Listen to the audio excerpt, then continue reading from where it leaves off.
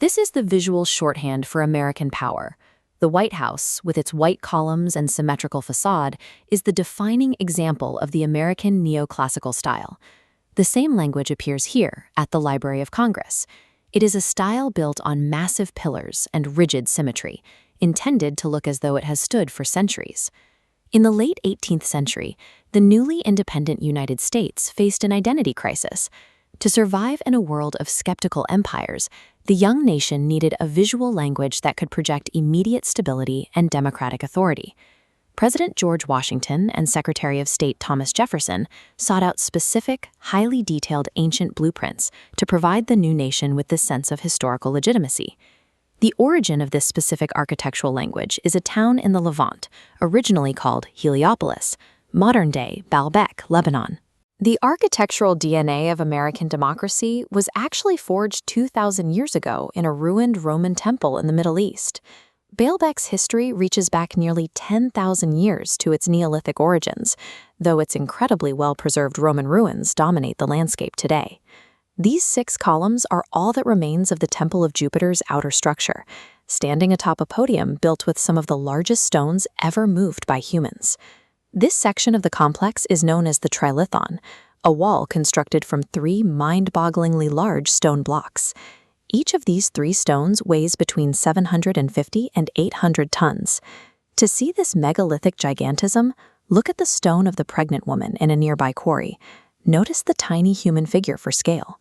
By using a geographic advantage, a quarry higher than the temple, Roman engineers rolled these stones horizontally along earthen banks, avoiding vertical lifting.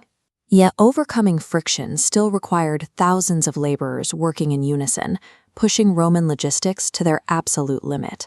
The result was an unparalleled peak of Roman engineering, a sight of such overwhelming mass that it makes the individual human feel small in the face of absolute power. How did these specific proportions of these massive Roman stones cross the Atlantic in the 1700s? The data traveled through the work of Robert Wood, a British explorer who journeyed to Lebanon to meticulously document the site. In 1757, he published The Ruins of Balbec. It set a radical new standard, providing mathematically precise drawings of the temple's columns, capitals, and friezes. Thomas Jefferson personally owned a copy of Wood's book, using it as a core reference for his architectural vision. This technical sketch of a Baalbek ceiling detail perfectly matches the geometric moldings found on government buildings across Washington, D.C. The similarities extend to the matching ratios of the column widths in the specific angles of the pediments on the U.S. Capitol.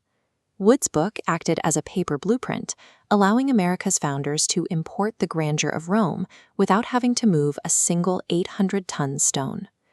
This history is a series of transformations, from a Neolithic settlement to a Roman marvel, to a medieval Islamic fortress, and finally to a reference book on Thomas Jefferson's desk. Of all the styles in history, why did Washington and Jefferson deliberately choose the heavy, imposing DNA of Baalbek? The original psychology of these ruins is clear. The Romans built on this scale to project absolute, divine power, using massive masonry to make the observer feel the weight of the empire. The Founding Fathers wanted to harvest that exact psychological authority to legitimize their fragile new government. They took the architecture of absolute imperial power and repurposed it to represent the enduring strength of a democratic state. The true weight of the Baalbek stones is not found in the physical rock left in the earth, but in the ideas carved into them. Every time we look at the pillars of American democracy, we are actually looking at the ghost of a Roman temple in the Levant.